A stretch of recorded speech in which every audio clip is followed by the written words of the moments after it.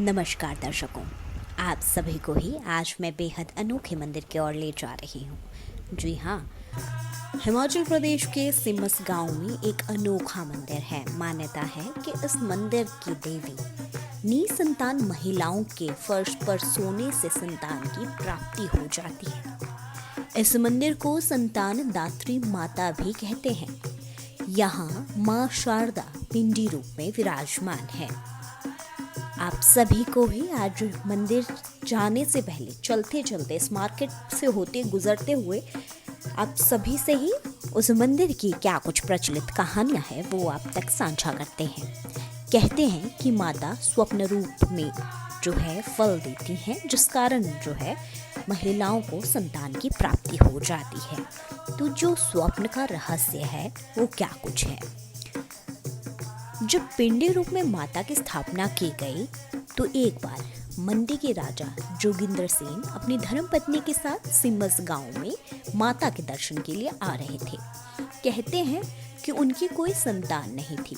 वह पैदल रास्ता जो लटभड़ोल से होकर सिमस गांव आता है उसमें से आ रहे थे। अभी उन्होंने आधा ही रास्ता तय किया था कि एक बड़ वृक्ष के नीचे आराम करने लगे तो रानी को वहीं पर नींद की झपकी आ गई। शारदा माता ने कन्या रूप में दर्शन दिए और स्वप्न में फल दिया। साथ ही कहा कि आप इस फल को मत खाना और राजा को भी ना खाने देना। कहते हैं फिर 1 साल के बाद राजा के घर लड़के का जन्म हुआ। फिर यह माता के स्वप्न का रहस्य धीरे धीरे फैलने लगा। लोगों को स्वप्न आने लगे, संतान प्राप्ति होने लगी और माता का नाम संतान दात्री शारदा माता पड़ गया। आज के युग में तो लोग देश विदेश से भी संतान प्राप्ति के लिए माता के मंदिर में स्वप्न फल लेने के लिए आ रहे हैं और माता रानी उन सभी की मनोकामना पूर्ण भी कर रही है। जी, तो ये कुछ रहस्य है स्वप्न का। इस वक्त हम सिमस गांव में हैं और ये कुछ मार्केट है जो आप सभी देख पा रहे हैं। तो क्या कुछ सिमस गांव का इतिहास है वो भी आप लोगों तक साझा करते हैं। ये कुछ मार्केट है सिमस की। इस वक्त हम आपको तीसरे नवरात्र की माता शारदा के दर्शन करवाने के लिए ले आए हैं। जी हाँ, तो चलिए मंदिर की ओर ले चलते हैं और दर्शन करवाते हैं माँ सिमसा के।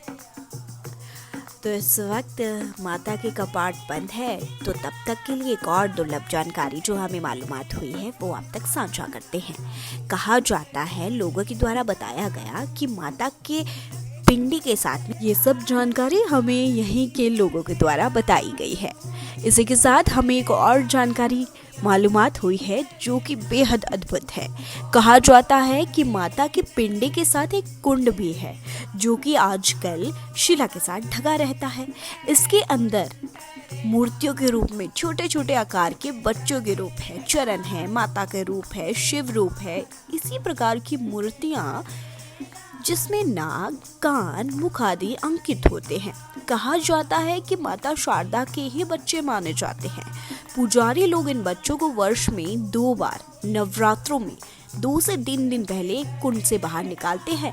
नवरात्रे वर्ष में 2 बार होते हैं, पहला चैत्र मास और दूसरा अश्विन मास। इन दोनों महीने में बच्चे निकाले जाते हैं, कभी कम और कभी बच्चे ज्यादा निकलते हैं। कहते हैं कि माता रानी यहाँ से ही स्वप्न लेने आई महिलाओं को बच्चे बांटती है। जब बच्चों को बाहर निकालते हैं तो भक्तजन अपनी आंखों से प्रत्यक्ष रूप में देखकर धन्य हो जाते हैं। कुंड की साफ सफाई करके बच्चों को स्नान करवा के उन्हें फिर से कुंड में रख दिया जाता है।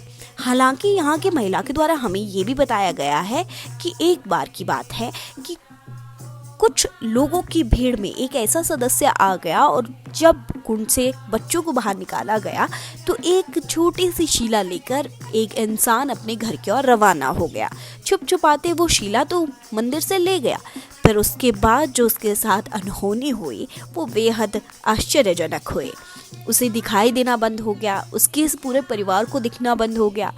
उसको स्वप्न में माता दिखाई दी और माता ने कहा कि उस शीला को वापस मंदिर में छोड़ के जाओ। जब वो शीला मंदिर में वापस छोड़ने के लिए आया, फिर वो शीला कुंड में दोबारा वापस रखी गई। उसके बाद तत्पश्चात ही उन सभी की आंखों की रोशनी एकदम से वापस आ गई। जी, ऐसी दुर्लभ जानकारियाँ हमें यहीं के लोगों के द्वारा बताई गई हैं। काफ़ी रोमांचित और काफ़ी इतिहास है इस मंदिर का। जो भी इसमें शक्तियाँ हैं वो आप तक साझा की है। हालांकि हम इस मंदिर में पहले भी आ चुके हैं, पर ये कुछ स्टोरी है जो आप तक पहुंचानी बेहद ज़रूरी थी।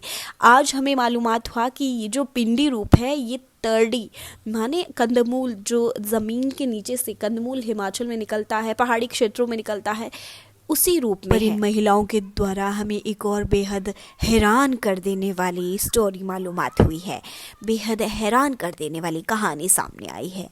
कहा जाता है कि जिस कुंड की हम बातचीत कर रहे हैं वो कुंड पहले बावड़ी हुआ करती थी, जहाँ पर सभी जो भी मंदिर में महिलाएं, निसंतान महिलाएं संतान प्राप्ति के लिए आती थी, वो पहले उस बावड़ी में स्नान किया करती थी, जो कि मंदिर के अंदर ही स्थापित थी।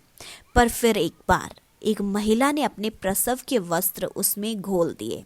रात को जब स्त्री सोई हुई थी तो माता ने स्वप्न में दर्शन दिए और श्राप दिए कि तेरे कारण अब सिम्मसवासी पानी की बूंद बूंद को तरसेंगे। स्त्री रोने लगी, कहने लगी कि मुझे माफ़ कर दो, मुझे जीवन के लिए लोग धुतकारेंगे, कोसते रहेंगे।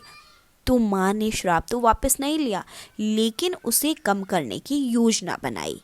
माँ ने कहा अगर मैं बहुड़ी को तर्जनी उंगली से धकेल दूं तो वो बहुत दूर चली जाएगी, इसीलिए मैं कनिष्ठ उंगली से धकेल रही हूँ। उसके बाद से ही लगभग मंदिर से 1.5 किलोमीटर दूर बहुड़ी चली गई। वर्तमान में आज भी स्वप्न लेने आई महिलाओं को वहीं जाकर स्नान करना पड़ता है।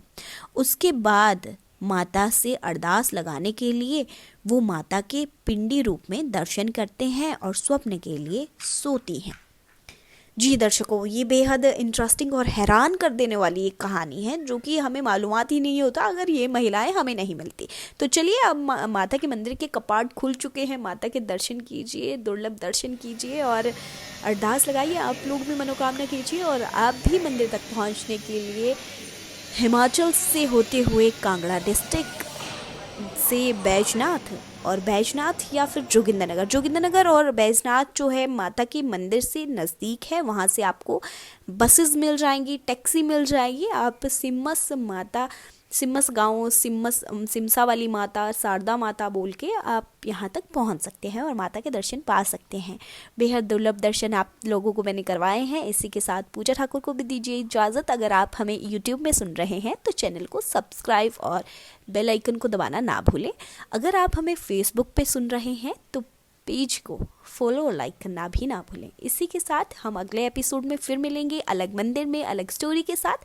तब तक के लिए पूजा ठाकुर को दीजिए इजाज़त। जय हिंद, जय भारत।